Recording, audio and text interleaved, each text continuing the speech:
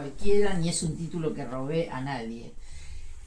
Porque este taller, les quiero contar, me llevó muchos meses de trabajo, de investigación, de búsqueda de material,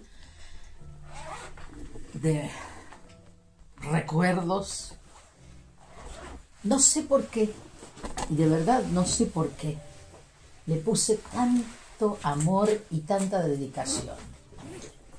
Ojalá algo de todo eso se los pueda transmitir en estos 5 encuentros, en donde yo quiero decirles que para mí la poesía ha sido algo vital, realmente vital. Yo he militado la poesía, la sigo militando. Bueno, incluso este detalle que parece una pavada, pero a mi edad, tatuarme la palabra poesía, o sea, hacerme un tatuaje, fue toda una decisión y no dudé. Lo primero, en lo único que pensé tatuarme fue en esta palabra. Mi casa pintada con poesía, es decir, no es una postura, no es un esnobismo, no es nada. Los que me conocen de muchos años saben que es una militancia, que yo realmente fue como que entré a la congregación de la poesía y bueno, ahí me quedé y seguiré de por vida, tratando de difundirla, de motivar en los otros el amor y la pasión que yo siento por este género maravilloso que abarca toda la literatura en realidad.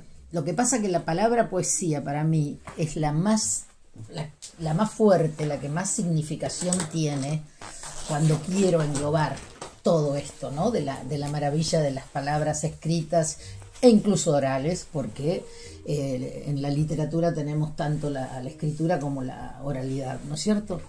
Bueno, entonces ese título fue pensado, no fue el primero que apareció, hubieron muchos otros, porque entre las historias y los berretines que estoy sintiendo a esta altura de mi vida, es, por ejemplo, el tema de cómo influye el ego negativamente en nuestra calidad como además de seres humanos, ¿no? Como poetas. Es decir, cuando el ego se superpone y no nos damos cuenta de que lo que realmente importa es el poema y no nuestro ego. Y entonces a veces tenemos que renunciar a algo que se nos antojó y que nos parece que está logradísimo, pero que viene alguien con una buena mirada, porque tienen que ser buenas las miradas. Si son miradas dañinas no sirven, pero las buenas miradas, que las hay y muchas, las generosas, las que vienen de acá, y te dice, mira, yo siento que esto aquí no está muy cómodo, no suena demasiado bien, no le hace bien al poema. Y muchas veces, y lo digo por experiencia, porque esto es otra cosa que les quiero recalcar, nada de lo que aquí se diga o de lo que yo diga, no lo he vivido antes. Yo empecé, como dice el cantante uruguayo, que ahora no me va a salir el nombre, reconocido Citarrosa, desde el pie. Yo hice todo el camino, todo el camino. No estudié en la academia, no me recibí de profesora de literatura, ni siquiera fui a la Facultad de Letras. No me interesó nunca eso, porque es otra cosa. Ayer escuchaba una charla de Rafael Oteriño, que es hoy el presidente de la Academia Argentina de la Lengua, y que es un gran poeta, nacido en Mar del Plata, y él decía esto de que me estoy perdiendo ya, que no sé por dónde iba, ¡ay, por Dios! Venías hablando de que hay que dejar el ego. Sí, no, ni hablar. Y lo que dijo Teriño. Claro, lo que dijo Teriño, pero ¿qué dijo Teriño? Eso es lo que se me fue. Claro, Bueno, yo acá tomé cositas, porque mientras lo escuchaba, porque dio una charla por Zoom, entonces yo lo pongo y desaparezco, es decir, no pongo ni la cara ni la voz, desaparezco, pero yo estoy escuchando y me sigo moviendo y hago mis cosas y tomo nota. Entonces, por ejemplo, decía esto: el poema puede nacer de una palabra que escuchamos y que ¡puc!, agarramos y tuc, tuc, tuc, tuc, la anotamos, ¿no? Como me pasó a mí, un horóscopo, una frasecita de un horóscopo. Que a lo mejor queda ahí y de repente va creciendo, va creciendo, va creciendo y se termina convirtiendo en un poema. Y a mí me pasó que él me ayudó. Después decía también que cuando vemos un poema es como una partitura para el lector, hablaba ahí en el caso del lector, es como una partitura o un ideograma. Es decir, nosotros le tenemos que dar el significado, el sentido, como lectores. Esta cosa también de que cada uno de nosotros lee de una manera diferente el texto de un autor. Por eso nunca hay que cometer el absurdo de explicar lo que escribimos. Porque yo en esto quise decir, no lo estropees, le quitas lo más hermoso y mágico que tiene, que es la interpretación que el otro le va a dar con su propia historia a cuestas. Porque cuando leemos con toda nuestra historia a cuestas. Yo siempre decía, y no sé si alguna vez no lo hice con vos, Sandra, en clase, yo les daba un ejemplo a los chicos con para fácil, muy fácil, porque siempre me manejo de la manera más sencilla para que llegue a todo el mundo, porque si hay uno que no lo entendió, yo siento que fracasé, ¿viste? Porque realmente la intención es que todo el mundo entienda. Bueno, entonces yo le decía, por ejemplo, si decimos la palabra hermano, yo en este ámbito digo la palabra hermano. Todos tienen idea de lo que significa, ¿verdad? Sí, todos. Bueno, algunos lo decían, qué sé yo, qué sé cuánto. Bueno, perfecto.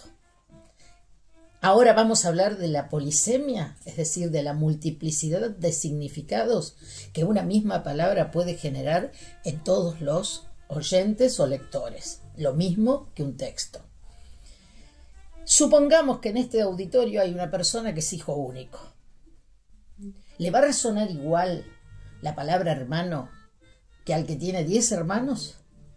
¿Le va a resonar igual al que es hijo del medio, que el que es primogénito, que el que es el hijo menor? ¿Le va a resonar igual al que acaba de perder a un hermano en un accidente? ¿Al que se peleó con su hermano y no se habla hace 5 años?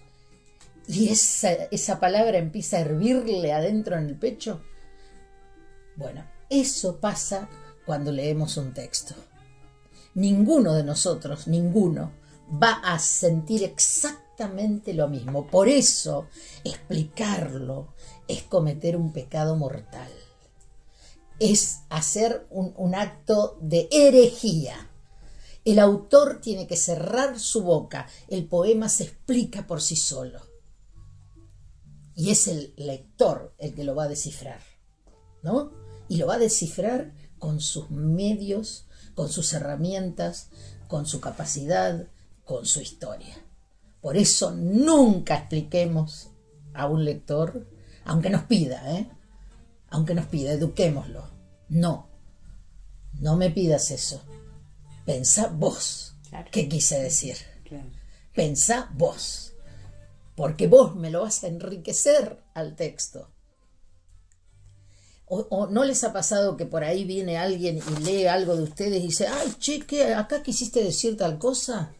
Y uno se sonríe y dice, no sé, pero yo me lo guardo. Y digo, yo no quise decir eso. Conscientemente, ojo, porque también hablemos de consciente e inconsciente, ¿no? Nuestro inconsciente aflora en cada texto de una manera terrorífica y por eso pasa, y no sé también si les ha pasado, que con el tiempo releen un texto y dicen, ¿esto lo escribí yo? Sí, a mí me pasó. ¿Esto lo escribí yo? Sí. Bueno, ¿por qué?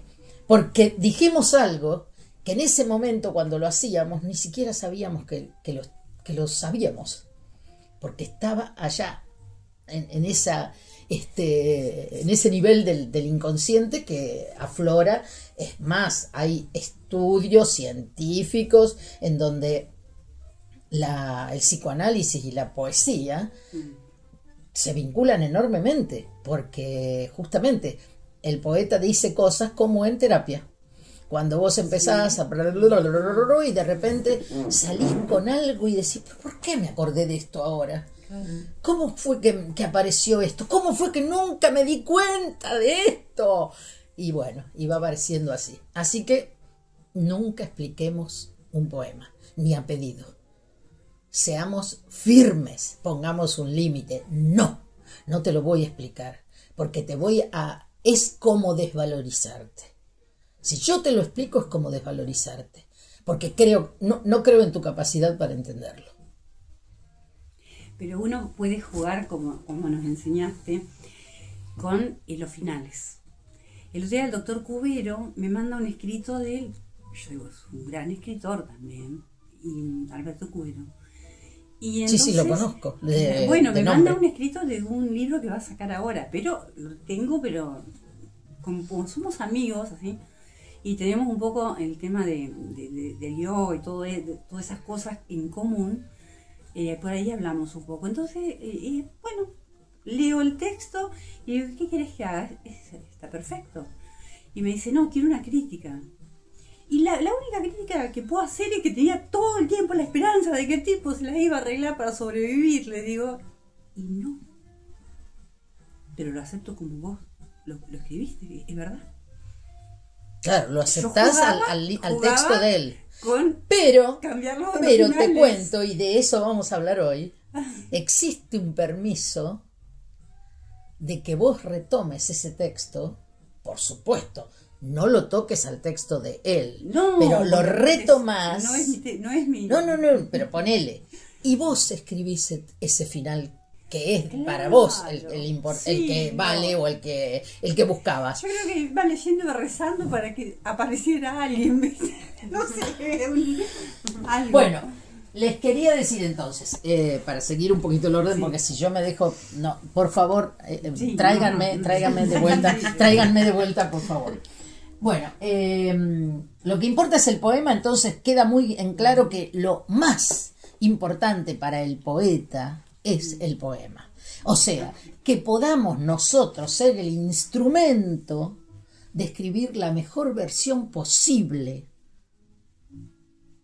de este poema.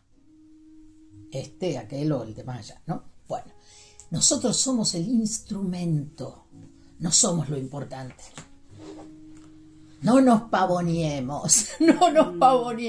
Yo estoy harta de ver el ego en los encuentros de escritores, chicos. Y de verdad no hacen bien, no le hacen bien a nadie. Y por ejemplo, yo como profesora de yoga, pero no es para decir, tengo otro concepto del ego. El ego para el yoga y para la cultura es ver las cosas distorsionadas. Entonces cuando yo escribo los desvariados, que todavía los tengo ahí, yo no me refiero al ego del ego de yo, de mi ego. Entonces lo hablé con el psicólogo y le dije, ¿por qué le digo vida, que soy yo misma, tiene un asistente? ¿Quién es la otra? Si no existe, soy yo y soy yo. No, somos nosotros. Entonces me dijo, somos nosotras. Dice, yo por lo menos acepto que en mí conviven 20.000 mujeres, una multitud. Y tú sos yo que te está contando las cosas que vos no tenés ganas de contar. Dice, tu super yo te está diciendo, ¿qué estás haciendo vos? Sí, pero en el fondo son cómplices. Y cuando vos claro, pero llegué al punto de preguntarle, digo, porque no puede ser, yo escribo, vida se levantó y hizo ta. Ahora ella decide escribir. Pero además estás haciendo literatura, Sandra. Claro. En la literatura todo es posible. Otra cosa que me acordaba hoy, chicos, y no quiero dejarlo pasar. Porque leí un texto, leí uno de los textos que tengo para mostrarles hoy, o no sé si es para mostrarles hoy o bueno, la cuestión es que se los voy a buscar porque es muy pequeñito, pero me fascinó acá. Cada noche mi abuela dejaba un vaso de agua en la repisa. Decía que era para la tristeza. Al principio pensé que era una metáfora, pero una noche vi cómo la tristeza bebía. Es contundente, y es recontra sugerente. Entonces, eso me hizo acordar a cuánta gente escribe una maravilla como esta y la arruina en el último renglón diciendo, entonces me desperté. Y todo lo anterior, que era mágico, se convierte en un burdo sueño de mierda que podemos tener cualquier noche. ¿Se dan cuenta? ¿Se dan cuenta cómo podemos arruinar una maravilla como es esta? Es una maravilla. Yo veo a la tristeza beber. Les aseguro que cuando lo leí, la vi a la tristeza beber y no me asustó, ni me pareció un fantasma, ni me pareció nada. Vi concretamente a la tristeza beber de esa agua.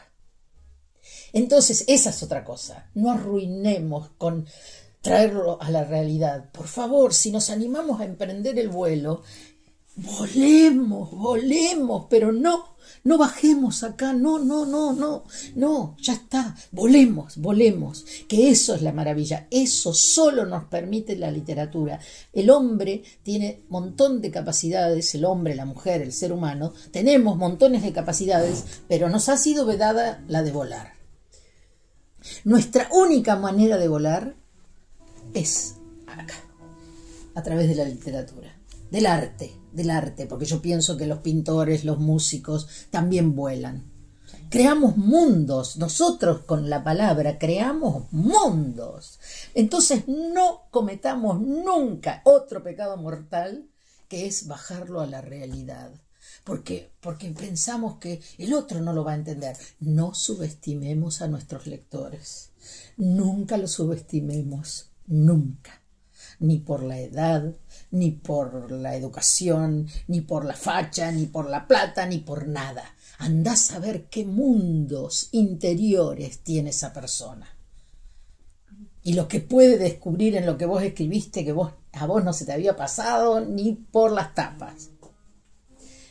Bueno, por eso les pongo 3 versos que para mí son sagrados. La poesía no es, yo pongo lógico versus analógico, explicación versus sugerencia, etapa volcánica versus etapa quirúrgica. Vamos a explicarlo, porque así dicho, parece que qué sé yo de qué estoy hablando, ¿no? Bueno, lo lógico que es, lo que tiene explicación, lo que justamente es razonable, etcétera, etcétera. Bueno, la poesía, les cuento, no es lógica, es analógica. ¿Y qué es la analogía? ¿Qué es una analogía? Los quiero escuchar, porque esto tiene que ser interactivo, si no, no sirve. ¿Qué es para ustedes algo analógico? Yo cuando hablo de collage, por ejemplo, analógico es hacerlo uno mismo. Tomar la hoja, el papelito, cortarlo así, va todo. Va con mis manos, con mi energía, con mi amor, con mi creación. Eso es analógico, así como salga. No puedo pensar un poquito, así como salga. Para mí analogía es eso. Pues no tiene El lógica. analógico es eso. Sí, no tiene lógica. Como si fuera el pero artesanal. ¿qué es cuando nosotros hacemos una analogía, por ejemplo? A ver, si yo les digo, hagan una analogía entre el mar y la montaña. Por eso a mí me surge como comparaciones. Perfecto. Eso es. La poesía dice esto, pero quiere decir aquello. Está comparando, siempre está comparando. Cuando habla no cuenta lo real, sino que dice esto, pero quiere decir aquello. Y también tengo textitos para eso, o que a lo mejor no quedan tan así evidentes, pero están acá. Este poema es de una contemporánea cordobesa de Altagracia, a la que he tenido la suerte de conocer en algunos encuentros que hemos ido.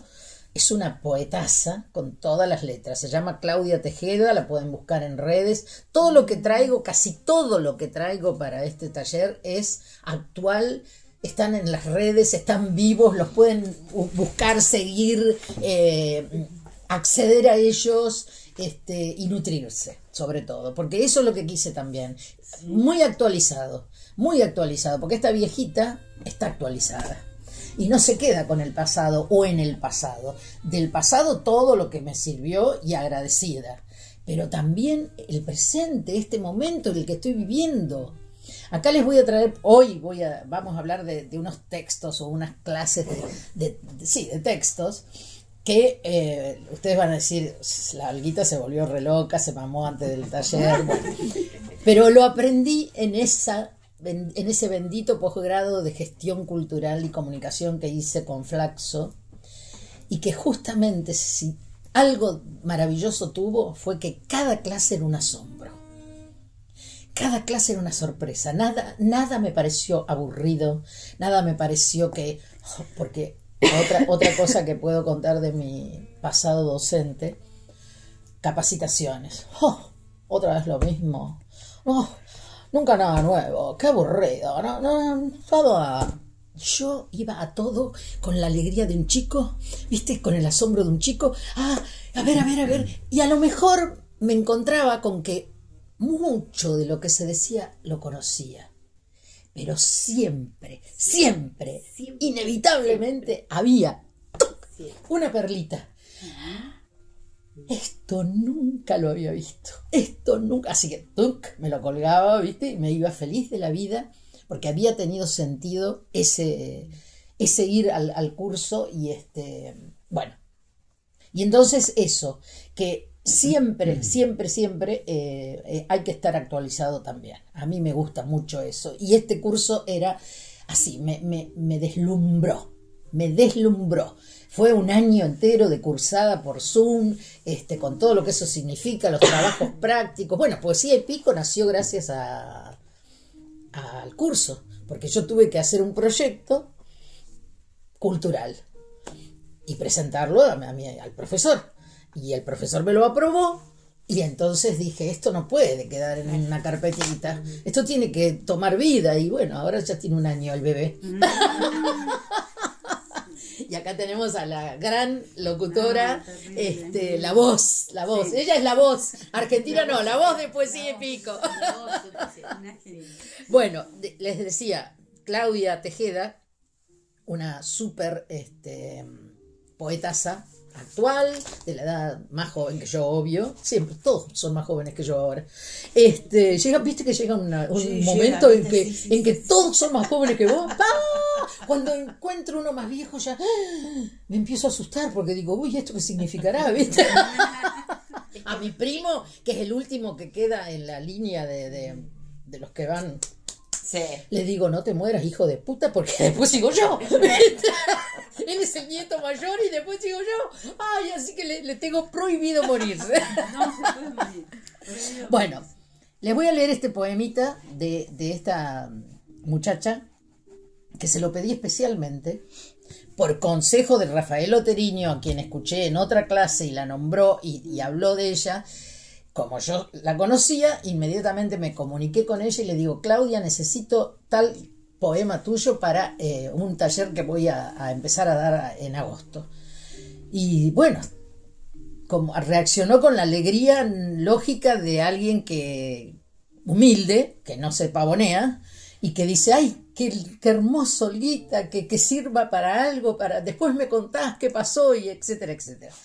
Se llama La Yapa. ¿A qué le suena el nombre, La Yapa? A la canción de... ¿A qué? A la canción. Muy bien, sí, obvio. Pero la canción de los nocheros, ¿de qué habla cuando habla de La Yapa? De algo más. De algo más. Grande. ¿Ves? Dos palabras, algo más. Ahí está la clave.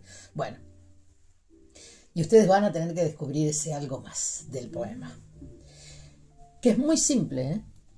Había un soplo de felicidad que excedía el envoltorio de papel de estraza y las monedas del vuelto. Una garantía en 2 medidas de harina, en un grumo de levadura, al hoyuelo de mi madre triunfadora. de la amable inclinación de la balanza, de yapa indeleble. Me quedan los dos. Me quedan los dos pequeños paréntesis, escuchen esto, paréntesis, que encerraban sus comisuras cuando sonreía. La imagen, qué maravilla. Me quedan los dos pequeños paréntesis que encerraban sus comisuras cuando sonreía, a contrarreloj de la pobreza que nos devoraba los talones. Esa es otra cosa, el remate. El final de un poema. El final de un poema puede ser el 99,9% del poema. Pero ya llegaremos. Yo quiero avanzar, me vuelvo loca, ¿viste? ¿De qué habla este poema? ¿De qué habla? Cuando vos preguntaste la yapa, ¿qué es la yapa? Yo me remonté no a mí, no soy tan grande, pero a mi papá, el comentario de mi papá sentado en la mesa y eso que me explicaban que era la yapa. Que el poquito de más que te daba el almacenero. Exacto, un premio. Claro, y cuando dijiste el papel de Strasser, como que se me vino todo un mundo. Viste que sí, viste que la palabra estraza cuando nos cortaban en la maquinita el fiambre y iban poniendo ese papel que era para dividir y qué sé yo. También a mí me llenó de recuerdo, fue maravilloso lo que me produjo, porque es cierto, uno lo vive. Bueno, ¿cuál es la yapa entonces acá? ¿Es el poquito de harina, la levadura de más que da el almacenero o hay otra yapa? La sonrisa de la mamá para mí. ¿Para quién? Para ella. Para la autora. Para la autora, claro. La yapa es para ella. A pesar de las pocas medidas. A pesar de la pobreza que no les mordía los talones. A pesar de todo, ella ve a su madre triunfadora. Sonriente.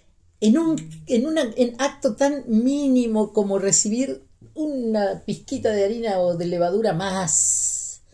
Su madre era triunfadora, o sea, de toda esa pobreza en la que estaba inmersa, la rescata y la ve campeona, ganadora, triunfadora. Y ella se queda con esos paréntesis de la sonrisa que son la yapa para su corazón. Bueno, esto es entonces la analogía. Ella compara, además de lo concreto, de lo que es la yapa, que todos sabemos, que lo hemos vivido o lo hemos escuchado, lo que sea, hay otra yapa. Y esta es a donde tiene que apuntar la poesía. ¿Me entienden? Por eso lo lógico versus lo analógico. Luego, otro, la explicación versus la sugerencia. A ver, ¿en qué les resuena a ustedes esa frasecita, ese enunciado? Explicación versus sugerencia. Que no hay que explicar tanto, no hay que ser tan literal, no hay que esperar que... Grande más. Como dejar picando ahí, ¿no? Cuando nos ponemos a explicar, se van a dar cuenta que es monotemático esto.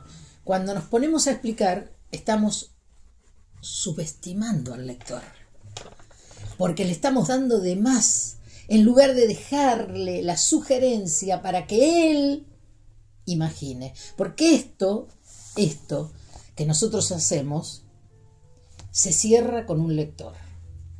Un poema muerto o escondido o guardado en un cajón sin que nadie lo lea no está terminado.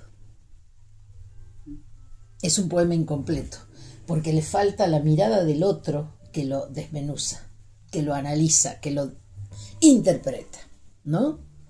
Entonces seguimos con lo mismo. No subestimemos a nuestros lectores, no les expliquemos, porque entonces afeamos el texto primero, porque lo llenamos de... ¿Vieron cuando una mujer se pinta demasiado y le dicen pintada como una puerta? El exceso de cosas no produce un efecto estético positivo, digamos, no produce un efecto estético, todo lo contrario. El exceso de las cosas. Bueno, en el poema pasa eso, pero a la enésima potencia. El exceso de explicaciones lo afea, subestima a nuestro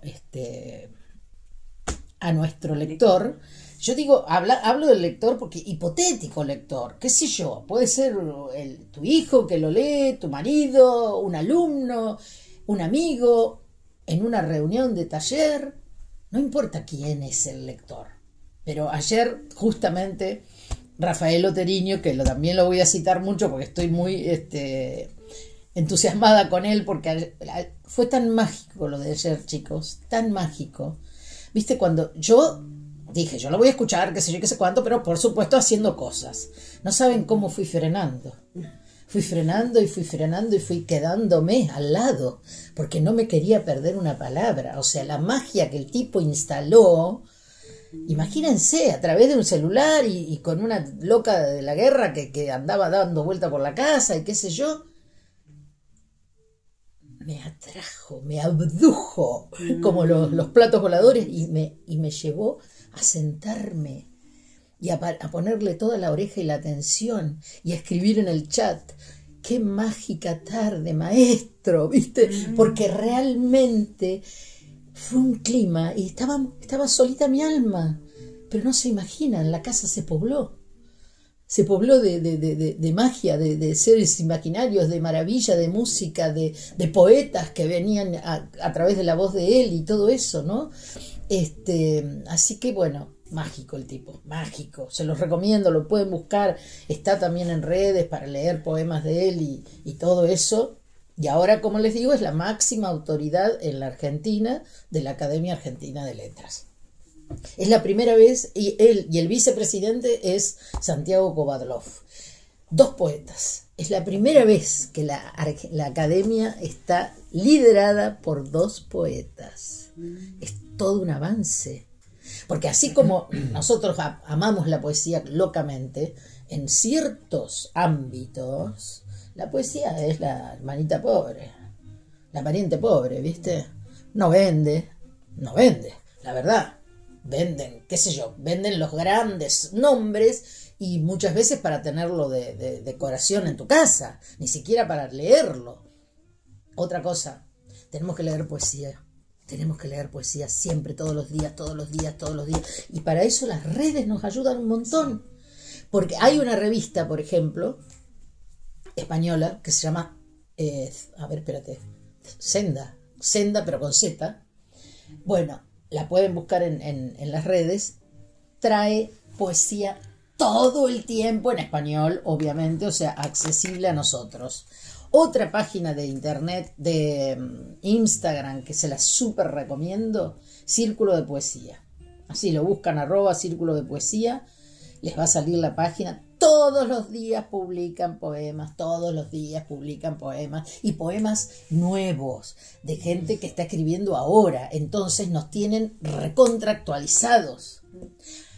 Esto no quiere decir que yo esté en contra de los poetas de antaño, pero a esos poetas los tengo que leer contextualizando su época histórica, porque si no, también se produce un desfasaje, ¿viste?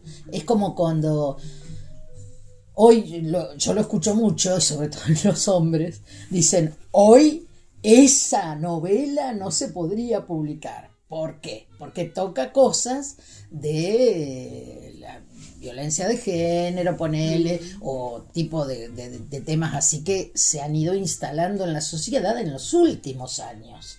Pero antes estaba tan naturalizado. Por ejemplo, hay una novela de un ruso, Nabokov, que se llama Lolita, en donde él es el padrastro de una nena de 12 años con la cual tiene sexo, pero bueno. La revieja. La revieja. Es re vieja. Sí, pero la película. Está la película, bueno, pero basada en la novela de Nabokov. A mí me ha costado mucho, pero mucho tiempo tomar la decisión de leerla. Hasta que me animé, vencí, porque uno también tiene prejuicios, contraprejuicios, ¿no? Y decía, yo quiero leerla como escritora, no como mujer feminista que está en contra de un montón de cosas. No, quiero leerlo como escritora. Bueno, sí, la novela es hermosa, igual lo odio a Nabokov. Eso no me cambió, no me cambió. Ay, por favor. Pero bueno, digo, leer poesía actual es muy necesario. Es muy necesario porque nos tiene como eso, como que leí el diario del día, ¿viste? No el del lunes, sino lo que está pasando ahora en la poesía. Porque Lili, perdón, voy a salir 2 segundos. Sí, mi amorcito. ¿La puerta está abierta? ¿Es algo o no? Sin llave, sí, pero Sí. bueno, te toco. después sí. Dale, Sí. listo. No hay otra, no hay Perdón, otra. Y digo, esta cosa de que también la poesía tiene épocas. O sea, la poesía no es ajena al devenir y ha ido cambiando totalmente. Es decir, hay gente que le han metido el chip de que poesía es escribir en verso con rima y dividirla en estrofas. Todo eso es parte de la poesía. Claro. Pero no tiene nada que ver con lo que hoy está pasando, por ejemplo. Hoy la poesía puede no tener estrofa, no tiene rima prácticamente, porque para la rima, ¿qué pasa para la rima? No es que esté prohibido, nada está prohibido. Esto es otra cosa, nada está prohibido. Todos tenemos el derecho de escribir como se nos antoje, porque si no, estamos violando el super derecho máximo de la creatividad, que es la libertad. Si yo a una persona le digo, vos no podés escribir esto, porque a mí no me gusta, bueno, Olguita, tomate el primer avión y andate a otro hemisferio. Pero no obstante eso, uno tiene que ver. Es decir, como padres, bueno, como abuela, yo no puedo pretender que los chicos hagan lo que yo hice en algún momento en mi época de niña o de adolescente. Pero esa experiencia la tengo que poner al servicio de lo que hoy viven los chicos, ¿no es cierto? Pero además eso, estar atento. Por eso la familia está toda conmovida con mi descubrimiento del enamoramiento de mi nieto, porque no se lo había contado a nadie. ¿Cómo hizo la vieja? Mi nieto de 12 años me contó que estaba enamorado. Y yo le escribí un poema, obviamente.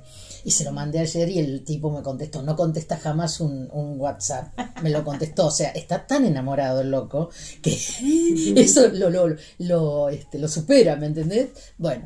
Y que, a ver, o sea, trato de no hacer alusiones personales, pero esto, ya que se los estoy contando y es tan reciente y lo tengo tan emocionalmente fuerte. Y la abuela está tan chocha. Y sí, la verdad que sí. Espérate, ¿dónde estará? Además, ¿dónde estará? ¿Qué me pasó ayer? Les quería contar esto también, porque todo esto tiene que ver con el proceso de la escritura. Yo lo estaba escuchando a Oteliño, y Oteliño hablaba de cómo podía surgir un poema, y entonces el poema podía surgir por una palabra, el poema podía surgir por una canción, el poema podía surgir por un cruce de miradas en la calle. Cualquier sensación que nos golpee de alguna manera en especial puede ser el germen de un poema. Entonces, ¿cuándo nace el poema que yo le escribí a mi nieto? ¿Cuándo nace? En el bowling, cuando él miraba sin parar el celular y yo lo miro y le digo, epa, vení, ¿qué está pasando? ¿Quién tiene que escribirte un mensaje que estás tan desesperado? ¿Te gusta una chica? Sí, así, fue así. ¿Cómo se llama? Antonia, y le dicen Anto, ¿viste? Bueno, así fue el diálogo, ¿no? Y ahí nació el poema.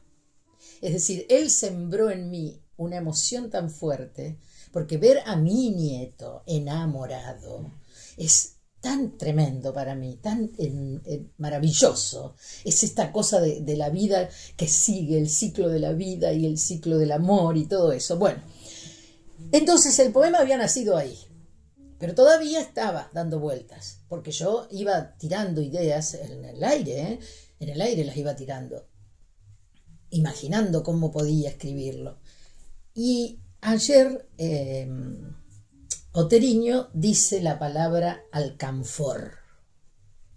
El alcanfor, que era esa piedrita que nos poníamos para respirar mejor, para sacarnos bueno, yo me llevó a... sentí el perfume del alcanfor. Y además me sonó tan bella esa palabra, alcanfor. Y la busqué en Google y es una sustancia vegetal que viene de un árbol que se llama alcanfor. El árbol no se llama alcanfor, se llama alcanforaide o alcanforero. Ahí está. Sí, y entonces todo eso hizo que hasta ahí me sentara. Y entonces surgió esto. Así nomás.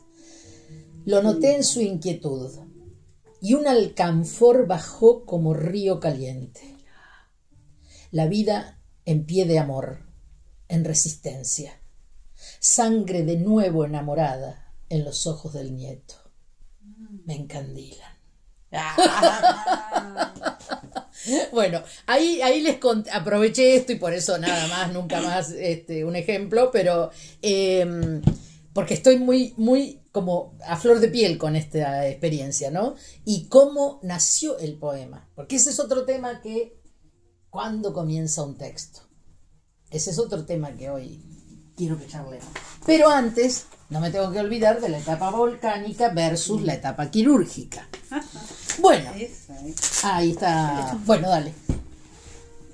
Eso se lo tomé a otro profesor, Marcelo Di Marco, del cual también les recomiendo que lo busquen en YouTube a él. Tiene un taller, Marcelo Di Marco. En YouTube tiene un canal hace más de 20 años que se llama Taller de Corte y Corrección. En vez de confección, sí, creo que lo he visto. Taller de corte y corrección. Bueno, un capo, un tipo que también te la simplifica. Vino a Pico a la Biblioteca Estrada hace un montón de tiempo y nos dijo esta frase que yo puse en el pizarrón pero vieron, yo tomo ciertas cosas que las voy poniendo como con decoraciones que las llevo siempre después, porque me marcan, me golpean muy fuerte, me sirven, sobre todo me sirven, las lleno de significado y entonces acudo a ellas todo el tiempo. Él dijo, la etapa de la creatividad, el momento, el acto de la creatividad tiene dos grandes etapas. La primera, la volcánica. Y uno se imagina un volcán en erupción, largando toda la lava, ¿no es cierto? Y bajando por la ladera y llegando al valle y todo, inundando todo eso con la explosión, ¿no es cierto? La erupción. Esa es la primera etapa, que para nada la tenemos que controlar ni frenar. Porque de esa etapa va a surgir luego la obra que vamos a dar como terminada. Cuando se enfría la lava, digamos, metafórica y literalmente, viene la otra etapa. Barbijo, bisturí, cirugía. Y empezamos. ¡Zac! Esto sobra. ¡Tuc! Esto no me gusta. Este adjetivo no agrega un corno. ¿Para qué lo puse? Si no agrega. ¡Shuc! Esto, mejor si a esto lo pongo arriba y a esto lo pongo en el medio y este final no me gusta. No, esta frase es la del final. Así, eso. Jugar con el poema como si fuera un rompecabezas ir cambiando las piezas del lugar, etcétera, etcétera, el orden de las palabras, el orden de las frases. Bueno, esa es la etapa quirúrgica. Se supone que cuando uno hace cirugía es para mejorar, ¿no es cierto? Uno acude a la cirugía, no solo la estética, sino la cirugía de la salud para mejorar. Te sacás la vesícula para mejorar. Bueno, al poema hay que sacarle la vesícula para que salga la mejor versión posible. Acuérdense, esto como grabado acá y enfocándonos en eso. Voy a escribir un poema. ¿Cualquier poema? No. La mejor versión posible que este ser humano pueda escribir de este poema. Siempre la mejor versión posible. Entonces, caemos en cuándo comienza un texto. Y un poco ya lo hablamos. El texto puede comenzar con una palabrita, con una idea, con un sentimiento, con un recuerdo, con la frase que escuchamos por allá y nos... ¡Ay, qué palabra tan... Las palabras, que para mí las palabras tienen no solo el significado, sino la sonoridad. La sonoridad es re importante en la poesía. La poesía se compone de los dos elementos, lo escrito y lo oral, lo sonoro. Si ustedes leen en voz alta un poema, ¿cuántas veces descubrimos esto suena para la miércoles? Entonces hay que sacarlo, claro, hay que sacarlo. O sea, es re importante cuando terminamos un poema leerlo en voz alta. Re importante. Porque no, entonces estamos viendo la completud, no solo lo escrito, sino lo sonoro. El elemento sonoro, que es súper importante, nos llega a través de nuestra voz, y a veces, cuando lo lee otro, nos llega diferente también. O sea, son todos como pequeños pasitos o escalones que vamos subiendo para hacer esa mejor versión posible, porque todos nos van tirando cosas diferentes. Primero lo leemos. Yo, por ejemplo, les cuento. Normalmente, en situaciones normales me encanta escribir a mano en el papel. Me encanta la manuscrita, la amo, la súper reivindico, además, porque se ha comprobado que hoy los chicos casi no la usan y eso produce efectos en el cerebro y demás. Sí. O sea, no es joda de vieja ni añosa que se acuerda de la manuscrita, no. Está fundamentado. Dice que reactiva determinadas neuronas. Sí, totalmente, totalmente. Bueno, eso me puede pasar cuando tengo la oportunidad maravillosa de estar en mi casa y sentarme a escribir. Pero también me puede pasar que salgo a caminar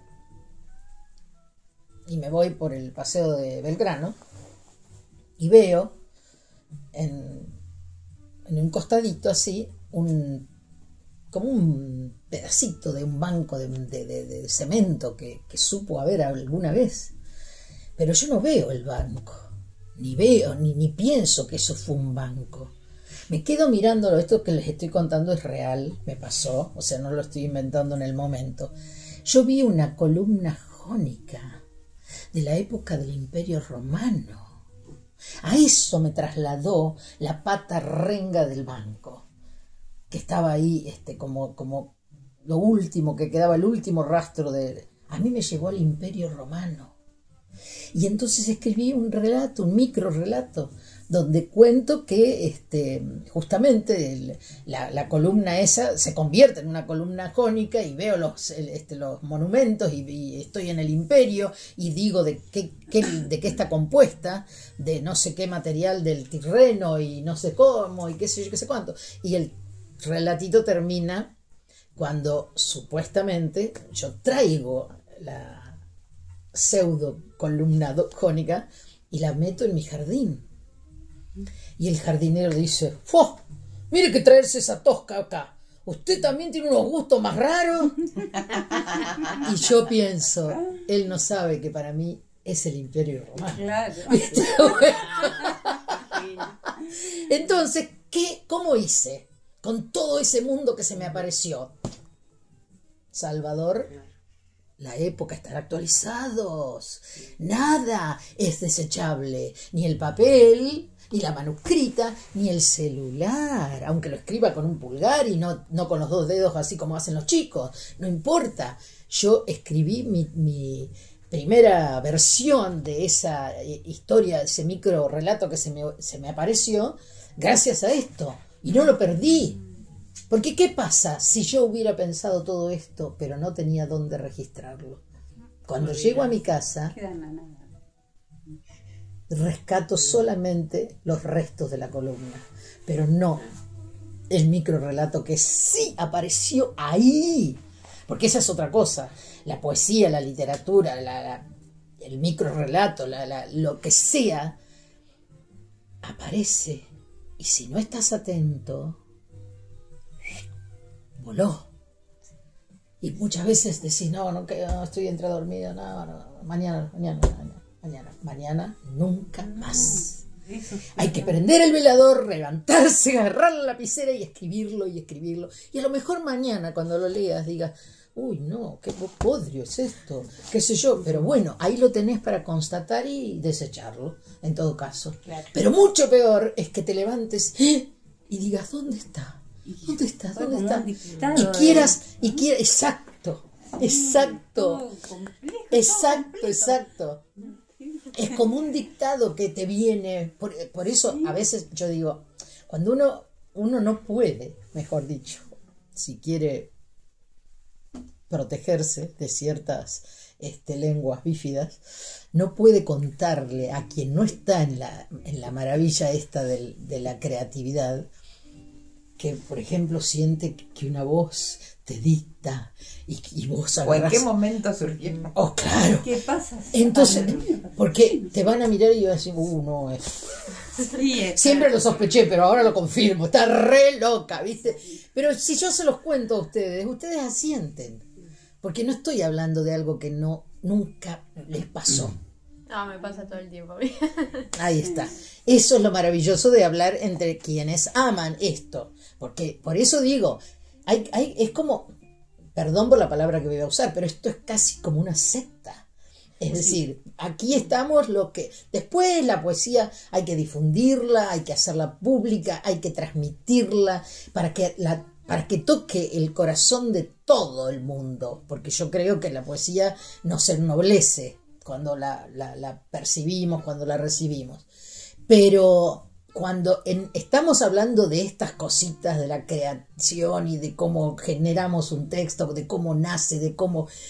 Y si se lo contamos a gente que no está... Por ejemplo, mi papá, vos lo conociste, mi papá. Sí. Santo, un santo, ¿o no? Sí. Buen tipo por el lado que lo miraras. Pero no entendía un carajo de poesía. Entonces, cuando yo iba ilusionada en mis primeras intentonas, y le decía, papi, ¿podés leer esto? Qué sé yo, qué sé cuánto. Y el viejo leía. No lo entiendo, me decía. Y yo quería que la tierra me tragara, hasta que lo entendí, a él. Hasta que yo lo pude entender a él. Y dije, bueno, está bien, viejo, esto no es para vos. O sea, yo quisiera compartirlo con vos, pero no puedo. Porque vos no te interesa, no es lo tuyo. Y entonces no sos mi lector. En una palabra, no sos mi lector, porque eso también nos pasa, que a veces uno se equivoca de lector y la frustración es brutal, porque la devolución es cruel. A mí me sonaba cruel ese hombre tan bueno al que yo idolatro en la actualidad, me sonaba cruel cuando me decía no lo entiendo, y ponía cara así como de ni me gusta, tampoco, ¿viste? Claro. Entonces, pero después lo entendí. Y eso me sanó también. Me sanó y no me dejó secuela de con el arte, o sea, con la pintura pasa más o menos lo mismo. Sí, con la pintura muchísimo, Nidia, muchísimo. Mucho. A mí me ha pasado de tener así, o en sueños, o en todo, determinadas imágenes, que sí, que me levanto y la anoto, porque después digo, ¿cómo era que lo...? Sí, sí, sí. Y bueno, y yo también imágenes que te vienen, ¿no es tengo, cierto? por ejemplo, Claro. Quien más me comprende a veces cuando hago algo abstracto es mi marido. Mira, Oh, qué sorpresa. La que menos me comprende y me desprestigia es Anabela, la mayor. La Colo. mi exalumna. Sí. Porque ella tiene otra mirada con respecto a eso. Claro, Entonces me dice, claro. Es más pragmática me por ahí. dice, lindo, me dice, lindo. No, ya sé que no le gustó. Ay, mira, el otro día